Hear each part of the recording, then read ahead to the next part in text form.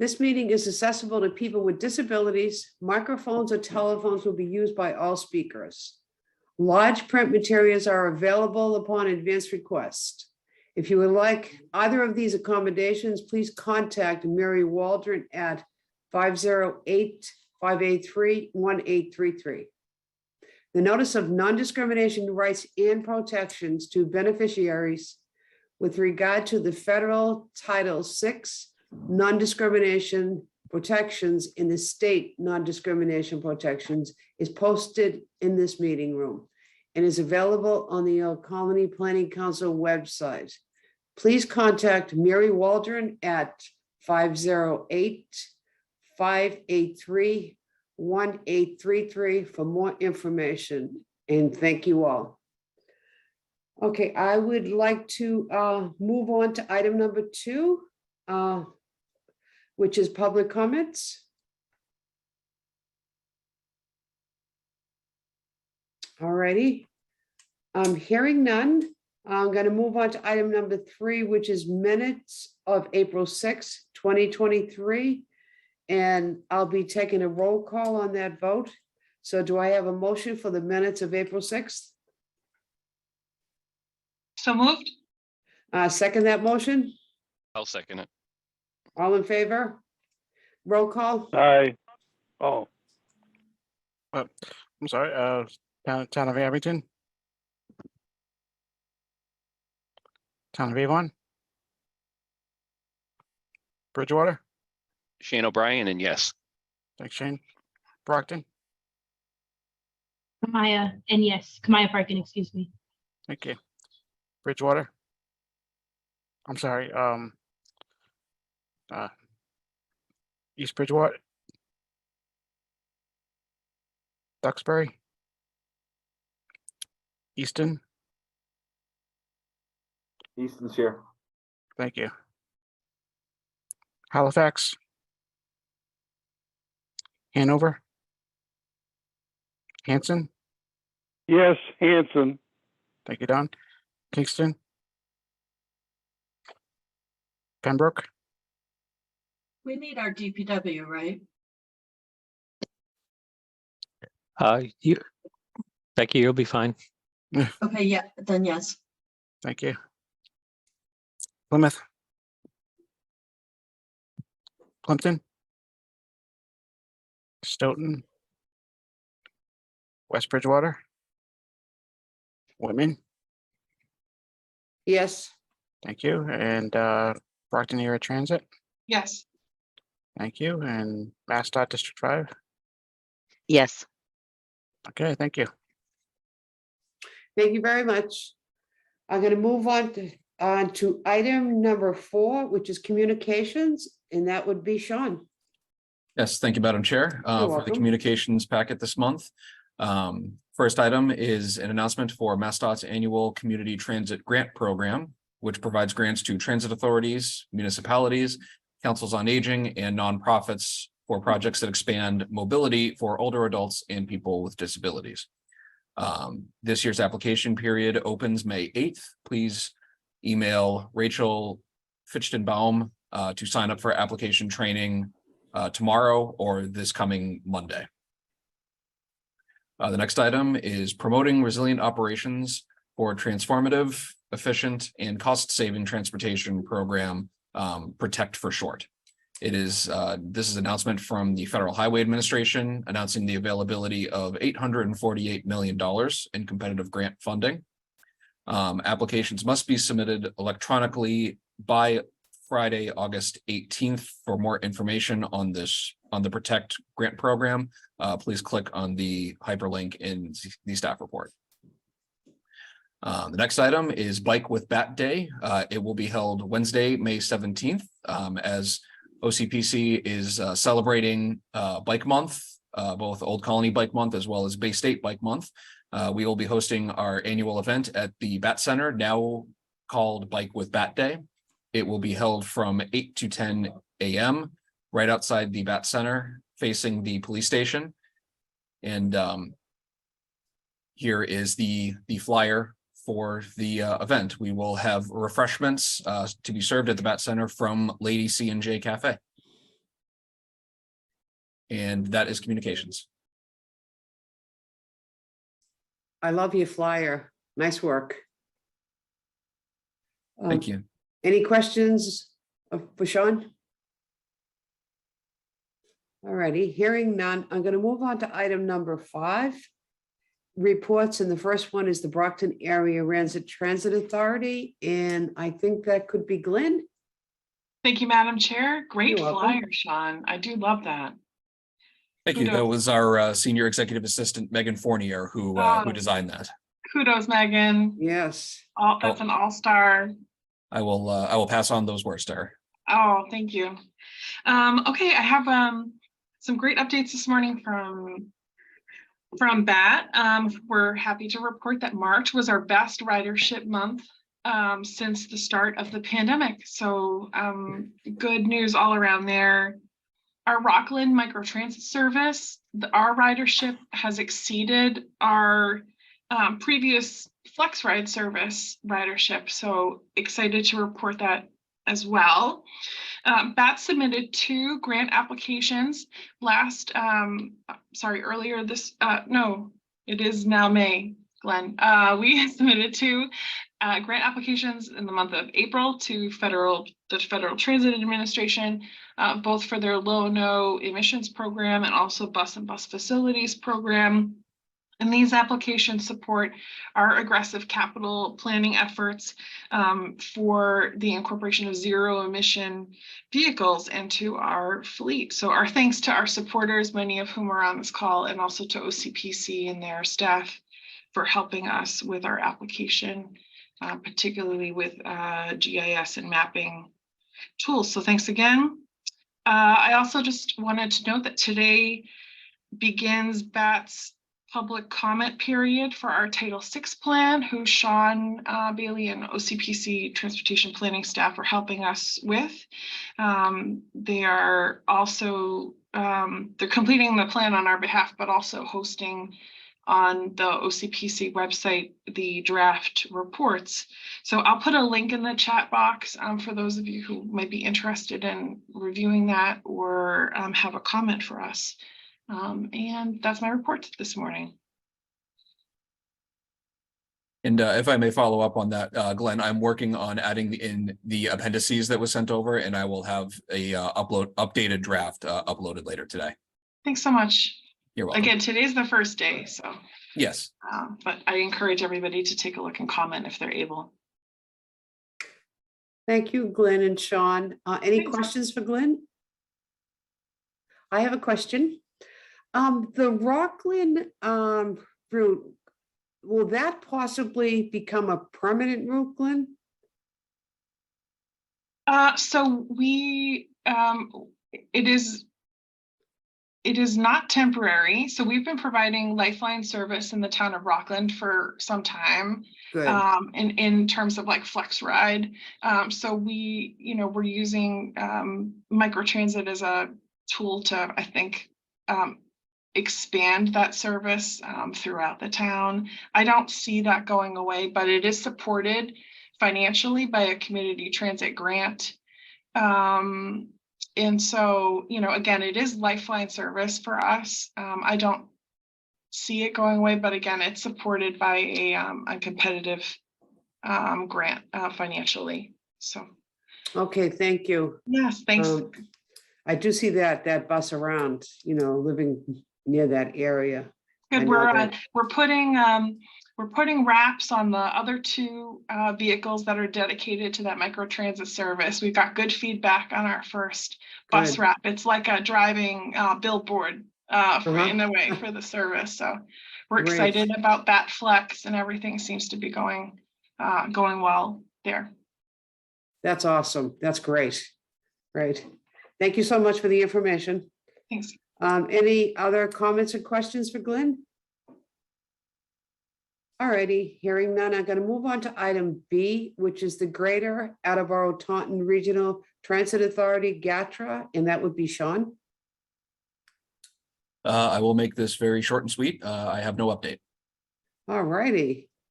Any questions on GATRA from the committee? No. Okay, item 3, which is the South Coast Rail, and that is you again, Sean?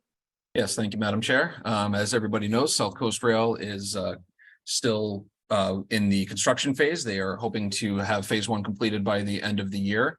It is going to restore commuter rail service to the cities of Taunton, Fall River, and New Bedford. And in the month of April, some of the project activities that continued were fencing installation in 8 communities along both secondary lines as well as the New Bedford main line. On Route 140 in Taunton, they did some daytime shoulder and lane closure work for utility installation as well as traffic signal modifications. There was a road closure in Fall River for some culvert work. They restarted the Mass Coastal Railroad evening freight operations on the Fall River secondary and New Bedford main lines. And they also did signal system installation and testing in 7 communities on both secondary and the New Bedford main lines. If anyone is interested in signing up for the automatic weekly updates, you can click on the hyperlink in your staff report, enter your email address to receive those notifications. And that is all for South Coast Rail. Thank you, Sean. Any questions on South Coast Rail for Sean? All right, hearing none, I'm going to move forward to item 6, which is old business, and it's the FFY 2023 to 2027, the Transportation Improvement Program implementation. And we're going to have an update on Amendment 2 by Bill. Thank you, Madam Chair. So this is a brief update. As you recall, the previous JTC meeting last month, I presented an amendment, known as Amendment 2 to the 23 to 27 tip. Want to go to the next page, Sean? So this is just a recap of what that amendment was. It was a price adjustments on 2 projects to accommodate cost increases on 2 projects in Stoughton, the Route 138 corridor project, which is advanced construction over 2 years, and the intersection project at Route 27, Canton Street and Tosca Drive. Both those projects went up significantly in price, hence the necessity to adjust or to amend the tip. And so that went out to a 21-day public review and comment period. The only real comments that we received were questions on why that cost had increased so much. And after discussion, all parties approved. So on April 18th, the MPO did endorse the 23 to 27 tip as amended with these amendments. And that is my update. Thank you, Bill. Any questions for Bill at this time? Thank you for that explanation, Bill, of that amendment too, that we had addressed last week. Appreciate that. Thank you. Yep. Anything for Bill? No? All right. Going to move on to item new business. The appointment of nominating committee for OCPC JTC offices for 2023 to 2024. And that would be you again, Bill?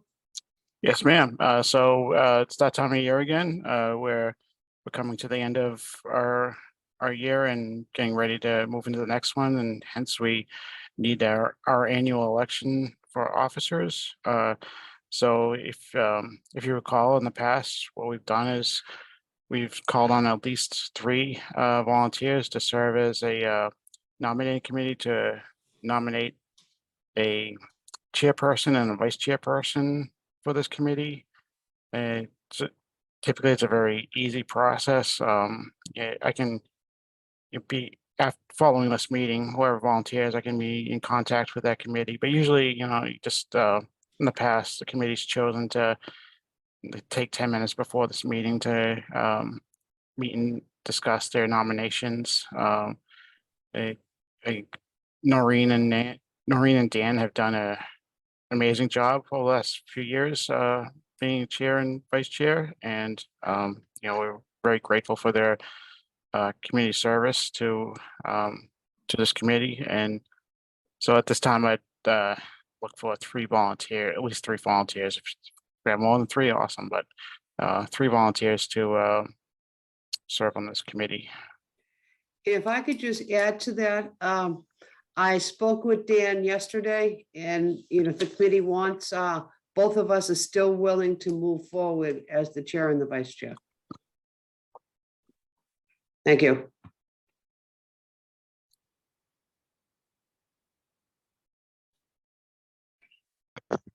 See Rob May has a hand up. No, he doesn't. Kamaya? Has a hand up. So Rob, Kamaya, and need one more. Right here. Glenn, all Glenn. right. Awesome. So anyone else want to join the party? Okay. Could I just to kind of as like a point of order, I know last year when we talked about the nominating process, we also talked about some sort of like a shadowing program or some sort of other program like that. Are we still interested in entertaining that as a group? Whereas we know that Noreen and Dan have so graciously accepted leadership roles. I think that was just part of our discussion last year. Yeah, thank you, Glenn, for bringing it up. That was, a point of discussion last year, and that did not move forward. So we're continuing on with the existing model.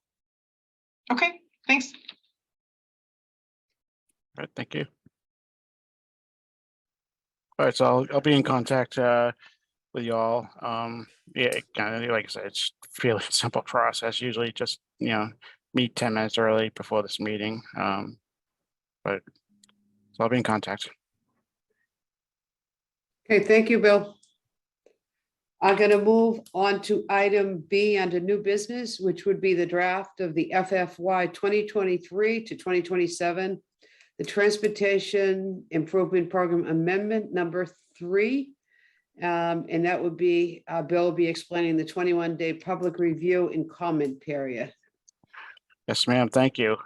So here we are with yet another amendment to the 23 to 27 tip. So this one was released by the NPO on April 18th for a 21-day public review and comment period. So that is out now. And Sean, if you want to just go to the next page, I'll explain what this amendment is for. So Brockton, great news here. Brockton received a bipartisan infrastructure law discretionary grant award for the SMART program grant. So this is for their downtown Brockton transportation technology project, which essentially is upgrading the traffic signal systems and traffic flow along Warren Avenue, so that the city received an award totaling just under $1.5 million. So it's a great project for the city, but as such, it does need to be programmed into the tip, and saying that its work is going to commence shortly. It needs to be programmed into the FFY 2023 element of the tip. So that's what this amendment does. It programs it in federal fiscal year 2023. The great news with this is it does not affect the regional targets, does not affect funding for any existing project. This is, for lack of a better term, a bonus project that's just getting added into the tip. So if I'll entertain any questions people have on this, but this is an action item, so I would ask for, after any discussion, if we could have this committee vote to approve this amendment to go to the NPO this month in May for endorsement. Okay, there's a motion on the floor for the 2023-2027 TIP implementation program amendment 3 that has been presented by the JTC staff. Do I have a motion to approve that amendment 3? So moved. Do I have a second to that motion? Second. Second. All in favor? I want to take a roll call vote on that. Sure, I'll take a roll call. So Town of Abington, Avon, Bridgewater, Yes. Thank you. Brockton, Yes. Yes. Duxbury, East Bridgewater, Easton, Yes. Halifax, Hanover, Hanson, Yes. thank you. Kingston, Pembroke, Yes. thank you. Plymouth, Plimpton, Stoughton, Yes. thank you. West Bridgewater, Whitman, yes, thank you. Brockton Area Transit, Yes. thank you. And MassDOT District 5, Yes. thank you.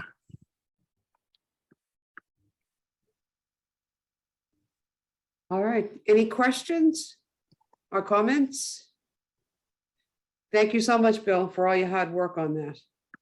Thank- I'm going to move on to item 3, which is the draft FFY 2024 to 2028, the TIP program. And that would be again, Bill, for the 21-day public review and comment period. Yes, thank you. So this one is for our new tip, starting in federal fiscal year 2024, going through 2028. So this is the one that's been in development for a while, and we've come to this committee several times as we developed it, seeking their input. So at this time, this is out. The draft document is out for a 21-day public review and Mhm. comment period, as released by the MPO on April 18th.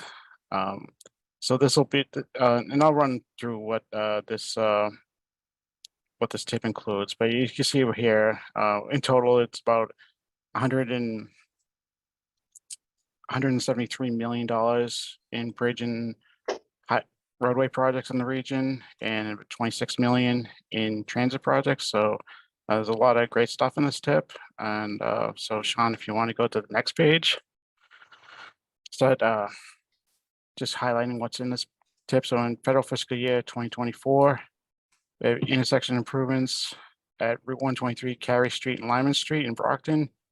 Also in Brockton, we have Route 123, Center Street at Plymouth Street. Intersection improvements. In Plimpton, we have a bridge replacement, the Winnetoxet Road Bridge over the Winnetoxet River. In Stoughton, we have year 2 of the Route 138 project.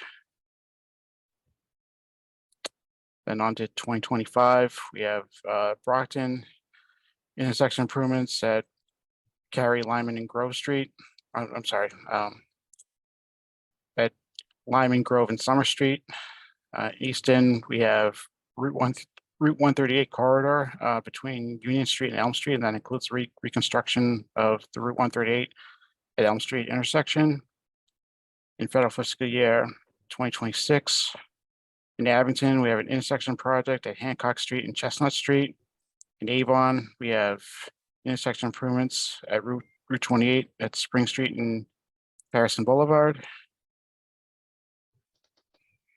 In Duxbury, we have traffic signal installation or potentially roundabout. I don't believe they've settled on a design as of yet for that, but at the Route 3A at Route 3 ramps in federal fiscal year 2027, in town of Abington, we have intersection improvements on Route 139 at Chestnut Street and Randolph Street. In Hanson, we have corridor improvements on Route 14. In Duxbury, we have bridge replacement, the Powder Point Bridge over Duxbury Bay.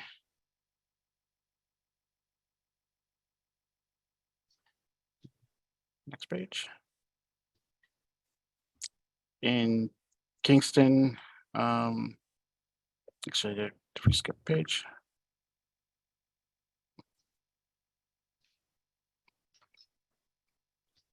Okay, yep, so I'm sorry, yep, we're good. So in federal fiscal year 2028, we have intersection improvements at Route 18 at Route 123.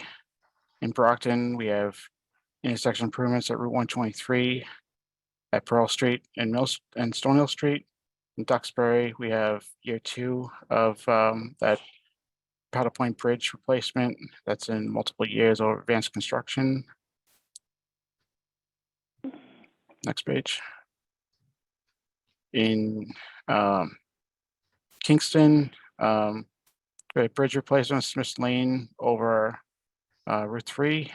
And in Stoughton, we have intersection improvements at Canton Street, School Street, and Summer Street. And actually missing from this report is in Hanover. We have intersection improvements on Route 139 in the town of Hanover, at Route 139 at Main Street, Silver Street, and Center Street. Not sure why that's missing from this report, but that is a very important project, and I apologize for that not making into this report, but that's included as well. So this is the federal fiscal year 2024 to 2028 tip that's out for public review and comment right now. The document is available on our website.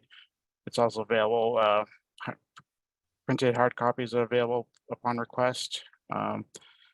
So I'll entertain any questions or comments on this, but like the previous item, I would ask a roll call vote to approve to go to MPO for endorsement at their May meeting.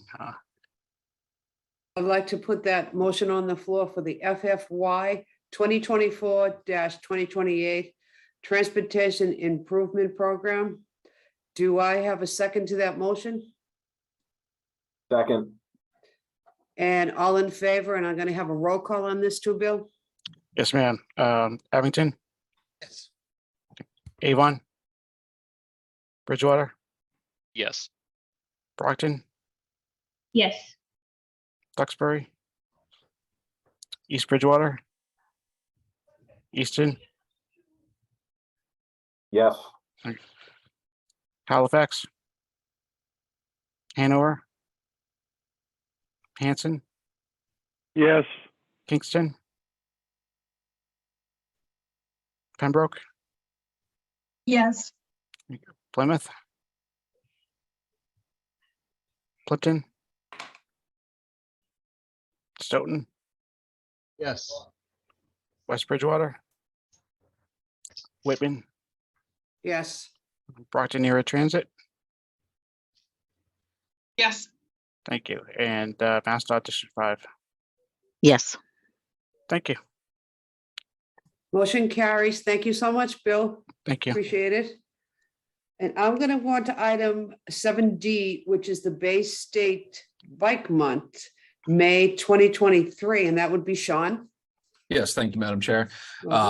So May, as I stated earlier, is Bay State Bike Month as well as National Bike Month. And here at Old Colony Planning Council, to increase our participation in Bike Month activities, we have created a proclamation for Old Colony Bike Month to add to such Bay State Bike Month activities such as the Massachusetts Walk, Bike, and Roll to School Day, which was held yesterday, as well as Bike to Work Day, which will be Friday, May 19th. OCPC is hosting a Bike with Bat Day on May 17th at the Bat Center. And this is the proclamation that we have drafted, and this was approved at the OCPC council meeting last Wednesday, April 26th. And it reads as follows: Old Colony Planning Council proclamation, Old Colony Bike Month. Whereas May is Bay State Bike Month, sponsored by Mass Bike, and whereas May 3rd, 2023 is Massachusetts Walk, Bike, and Roll to School Day, May 15th through 19th is Bike to Work Week, and May 19th is Bike to Work Day. And whereas the bicycle is an economical, healthy, convenient, and environmentally sound form of transportation, and an excellent tool for recreation and enjoyment of the Old Colony Planning Council region's scenic beauty. And whereas throughout the month of May, the residents of the Old Colony Planning Council region and its visitors will experience the joys of bicycling through educational programs, races, commuting events, charity events, or by simply getting out and going for a ride. And whereas creating a bicycle-friendly community has been shown to improve citizens' health, well-being, and quality of life, growing the economy of the region, attracting tourism dollars, improving traffic safety, supporting student learning outcomes, and reducing pollution, congestion, and wear and tear on our streets and roads. And whereas Old Colony Planning Council, Mass Bike, the League of American Bicyclists, schools, parks and recreation departments, police departments, and civic groups will be promoting bicycling during the month of May 2023. And whereas these groups are also promoting greater public awareness of bicycle operation and safety education in an effort to reduce collisions, injuries, and fatalities, and to improve health and safety for everyone on the road. And whereas the following tips will help you enjoy biking more and be safer. Have your bike checked over at a bicycle shop. Always wear a helmet for protection in the event of a crash. Ride with traffic, not against traffic, with the exception of being on a sidewalk. Obey all traffic lights and signs as well as lane markings. Look before changing lanes or signaling a turn. Provide a hand signal and then proceed. And lastly, be as visible as possible. Wear reflective clothing or accessories and signal all turns. And this was signed by Rebecca Coletta, our president of Old Colony Planning Council.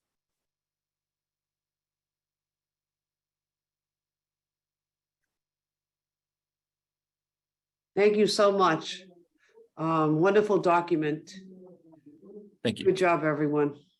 And thank you to Becky too for reviewing the document.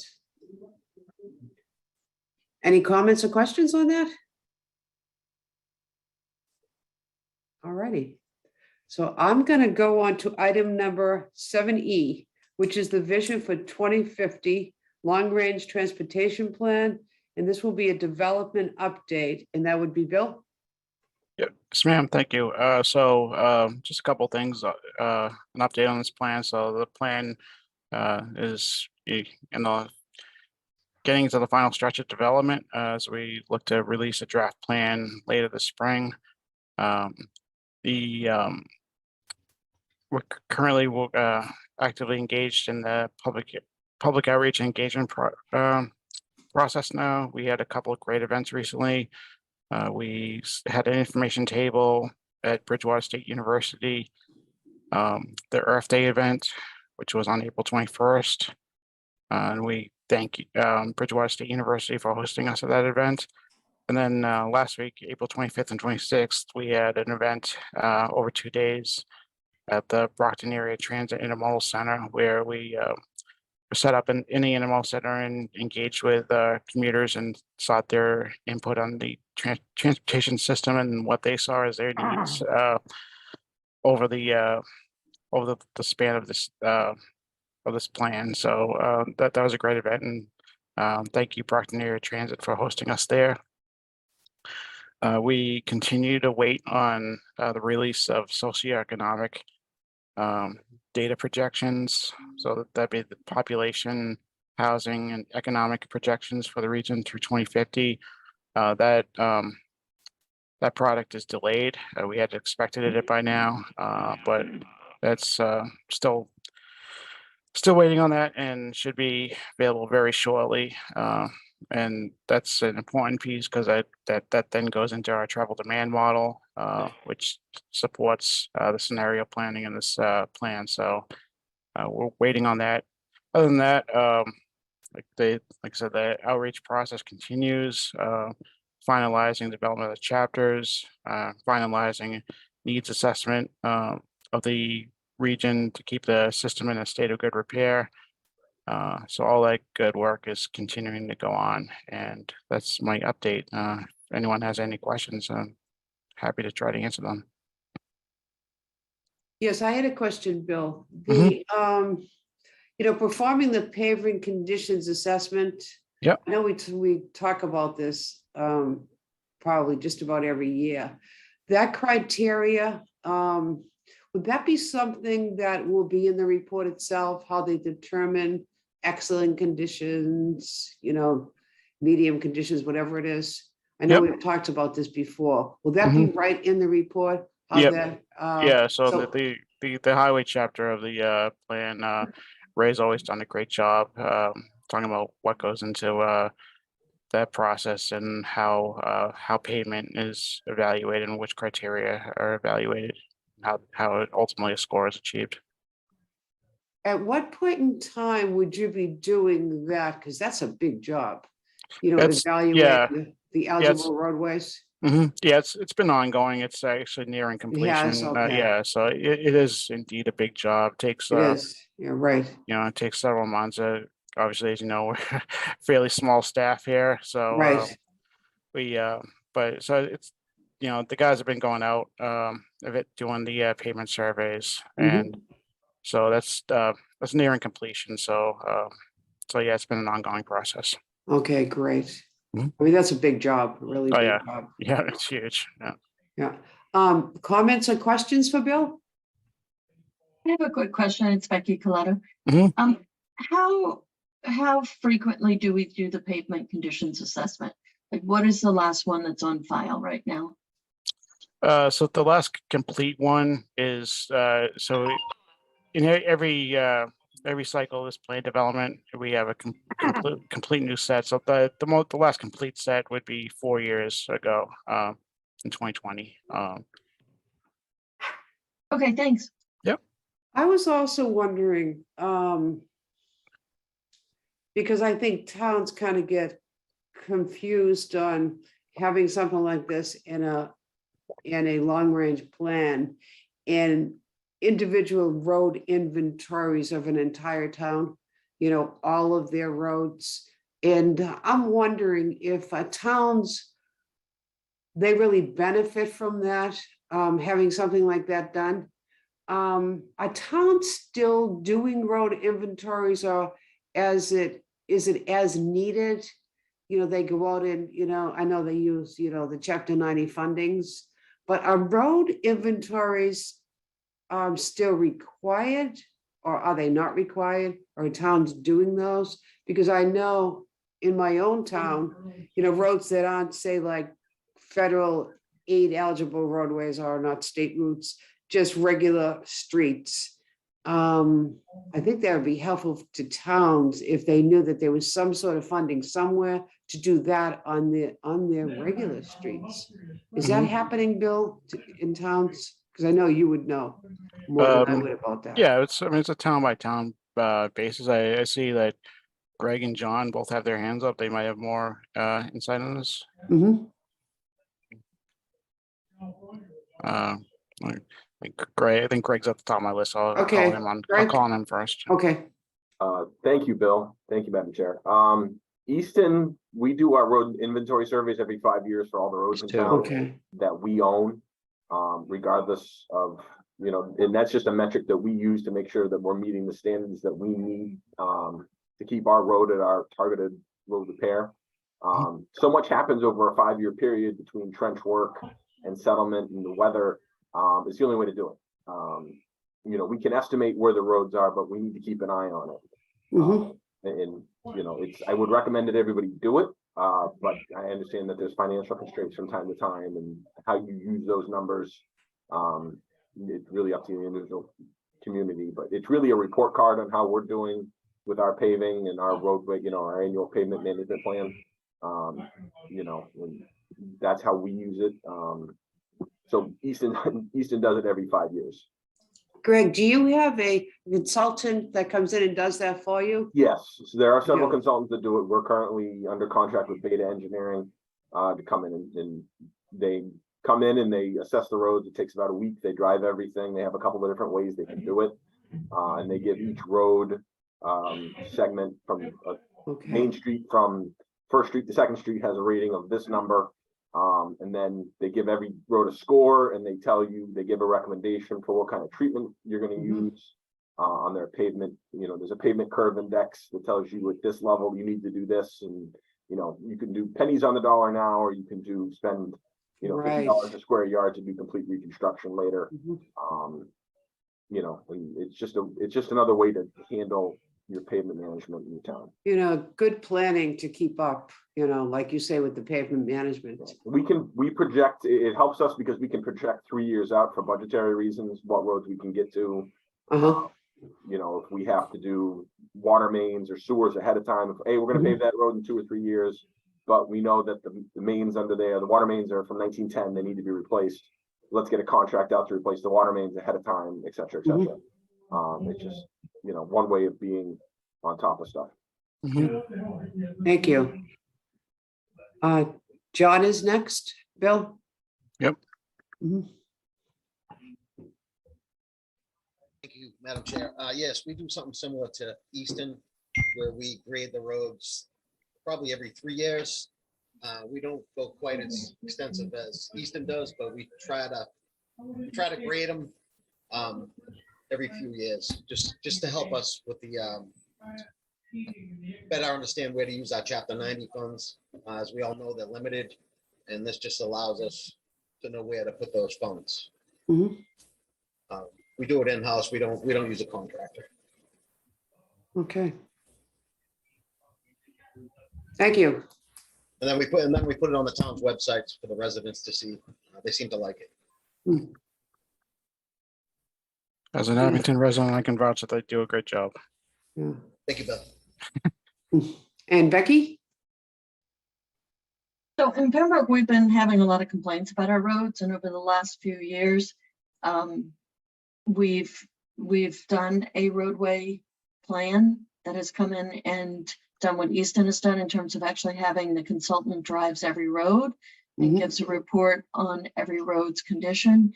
And one of the things that what I find is that Chapter 90 money just is not enough for us to keep up with maintaining those roadways, even though we've also gotten a lot of our state roadways improved through the TIP.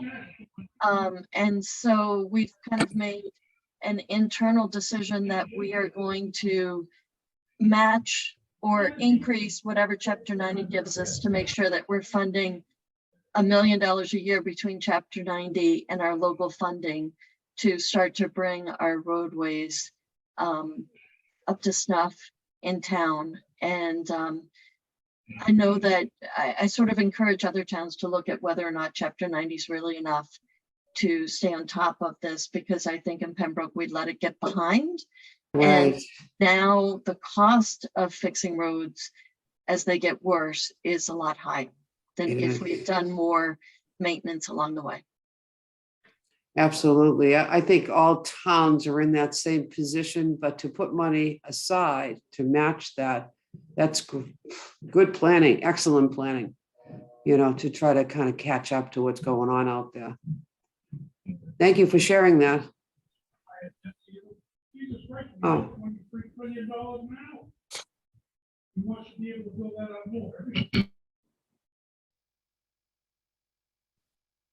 Do you see anyone else, Bill? Yeah, I think Greg has his hand up again.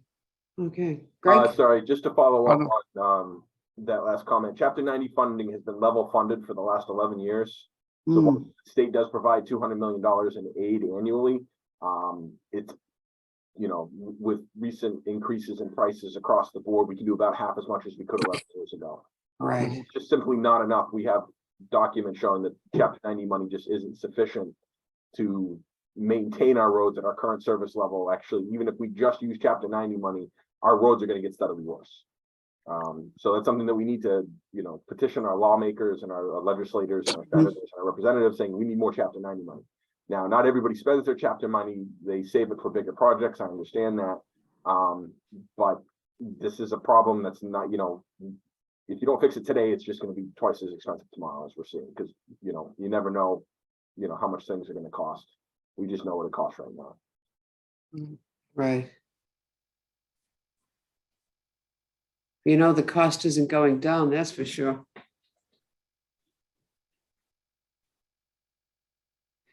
Anyone else, Bill? Do you see anyone else? with the hand Nope. up? No, I think, Thank you all very much for your comments. I think that it really helps other towns to see what, you know, currently is happening out there on the road inventories. So I will Okay, so Bill, do you have anything else on that? No, ma'am. Okay, thank you so much. I'm gonna move on to the community local technical assistance studies under item 8, and that would be Bill. Yeah, thank you. So a couple quick updates. So we have a couple of RSAs coming up very soon, and both of them are on your screen there. Town of Halifax will be the first one. We're doing a road safety audit at the intersection of Route 106 and Pine Street. That's a fairly high crash location, and so that'll be happening this month. Then in Kingston, another road safety audit at Landing Road, and that'll also be happening either this month or very early June. So both of those are happening very soon. And then finally, the next page. And last but not least, we'll have a traffic study in Stoughton and looking at the Plain Street corridor. And that's what's currently happening with the LTA program. Thank you so much, Bill. Anyone have any comments or questions for Bill? I have a comment, just having a little experience, being a planner for so long. Mhm. In my planning days. I think the service that the staff provides on the road safety audits are just paramount to the towns, doing something, all the research that's done, and having the public officials out there. And because I've been part of quite a few safety audits, and I've seen, the work done after the audit has been completed. And I think it's so important to have everyone out there to view it, to walk it. I mean, we've walked it when I worked in Stoughton. I mean, we walked it in snowbanks and stuff to just see how things were operating out there. And then the intersections were improved or whatever, things that you don't see unless you're out there in the field. Drive-bys don't always work. You really have to be part of it. And I think that service that OCPC and the staff gives is an over the top excellent service. I'd just like to thank all of you on those road safety audits, because you folks do a great job on that, and it helps us, helps all the towns. Yeah, thank you. Appreciate You're those welcome. kind words. Yeah, the RSA program's awesome, and They are. yeah, it's we've had great support from the communities, as well as our partners at MassDOT, both the District 5 office and the Office of Transportation Planning, and their safety office up there in Boston. Both those groups have been really awesome, and so appreciate all of it. Yep. All right. I see, I'm sorry, Madam President. I see Select Board Chair Jonathan Seelig from Halifax has his hand raised. Good.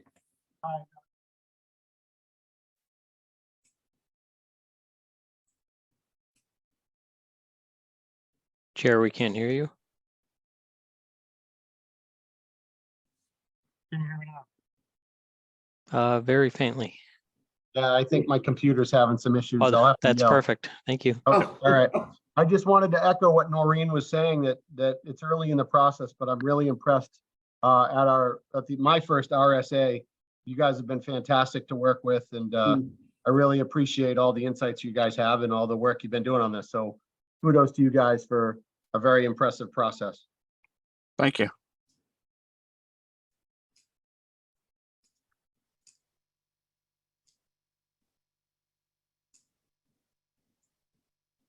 That's all I have, Matt. All right, thank you so much, Bill. I'm going to move on to other business staff reviews on ENFs, EARs, and MPCs. Quo? Thank you, Madam Chair. My name is Guo Chang-Li with the OCPC. I'm going to provide you with a very brief summary for the regional significant projects through MEPA fighting process. For this period, we have a new project for Plymouth Municipal Airport Runway 6 extension. It's going to increase some distance of the runway, as well as providing some additional aerial hangar. Since the project has some impact to the environment and natural habitat. So it requires additional permits for the process and the impact. Next, please. The project will be due for comment in less than 2 weeks. I think it's on the May 16. There is additional remote meeting being held on May 10th. It's provided on the website as well as in this package. The 2 projects are under review, including EA number 16684. That's for the Route 27 intersection improvement in Stoughton that include a few intersections centered in Central Street, Canton Street, and Tasker Drive. Next, please. The project will include improvements, including operational, safety, and accessibility, improving bike and ped, and in order to meet ADA requirement, as well as AAB requirement as well. The second project under review is, as you may have seen in the past, it is the Raynham Park redevelopment in Raynham. Raynham is not in our MPO jurisdiction, but because it has an impact to our roadway as well, so we include it in this review. Next, please.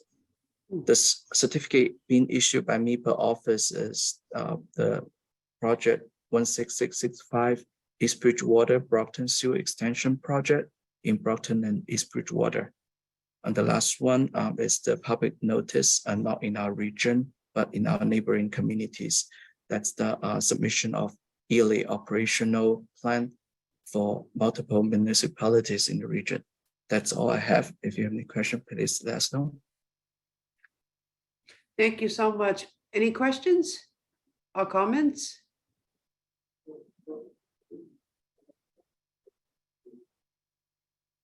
Okay. Thank you. Thank you. Hearing none, I'm going to go to item number 8C, which is regional concerns and local community transportation issues. And I'll open this up to the entire committee.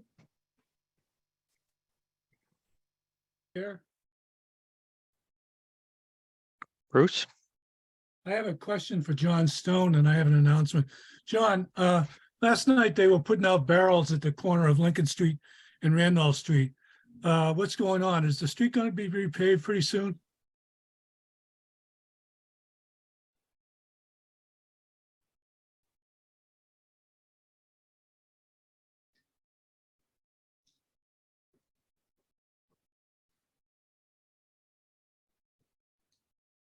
John, if you're trying to speak, you are muted.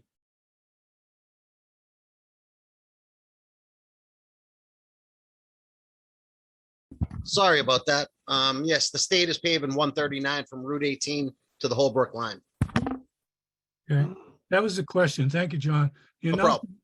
The announcement that I have is last Saturday, I was overwhelmingly reelected with an opponent for the planning board in Abington. And Monday night, I was reelected unanimously as the chair of the Abington Planning Board. So I'm glad I've got another 5 years serving the town of Abington. Congratulations. Congratulations. Thank you. Congratulations. I hope you voted for me, Bill, if you live in Abington. Of course. Congratulations, Bruce. I actually had an opponent for the first time in 25 years, but I won by 176 votes. So that's pretty good. Great. That's big, big time. Congratulations to you. Thank you. Any other regional concerns and local community issues? And someone would like to add or questions? I think Mr. Kilmer has his hand raised. All righty. Great, thank you, Madam Chair. So I have a couple things on Belmont Street in Brockton. One, I'd like to thank MassDOT. They're having a kickoff meeting for the Belmont at Pearl Street intersection project next Friday, week from tomorrow at 2 o'clock. It's going to be virtual, just a heads up on that. And as Bill talked about earlier, that's one of the projects programmed in the TIP. So that's great news for the city. But with regard to Belmont Street, I understand that Belmont Phase 3, which goes from essentially Angus Beaton Drive to West Street in Brockton. It seems like that construction's been idled for some time, and we're just curious about a construction schedule resuming for that. And number two, the section of Belmont Street between Angus Beaton and West Street, it's 2 lanes in each direction. The pavement markings are fairly much faded, and we've noticed vehicles swerving left and right, not across the center line, but within the 2-lane eastbound section. And there seems to be some driver confusion in that area. So we're wondering with regard to that section at all, if the contractor is going to put any out temporary pavement markings. Hi, Charlie. Hi, everybody. Barbara. Barbara Jantz, District 5. I have an answer for you on the status of the Belmont Street Phase 3. I do not have an answer on the pavement markings. I guess for the Belmont Street, the contractor stopped working out there. I guess there's some issues with the duck bank that they're waiting to be resolved. But I believe that they have been asked to start operations as we try to figure out what's going on with the duck bank out there. So I think it was widening they were doing, and they have stopped the widening and should be coming back soon, back to work for that. I know utilities, I think Verizon says that they're completed out there, and I know the signals are in operation. So I think it's just the duck bank that's holding everything up. So hopefully, I don't have a date, Yeah. but supposedly soon. Okay, thank you. And I can actually, I can send this request down too about the pavement markings, your concerns and all that. I'll let them Yeah, know we've about that. seen people, it's like they're coming eastbound past the high school entrance, and then when they get into this other section, it's like they kind of cut the corner a little bit, and Okay.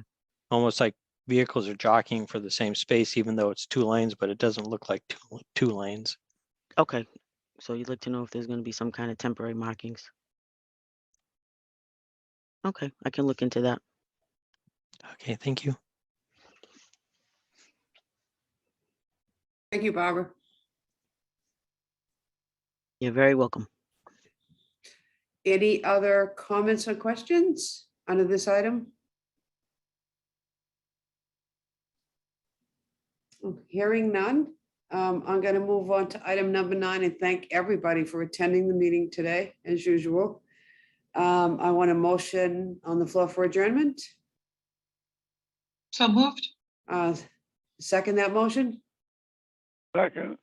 All in favor? We can just do a raise your hand in favor. Aye. Aye. Thank you very much. Have a great weekend, everyone. Thanks, everyone. Take care. Thank you.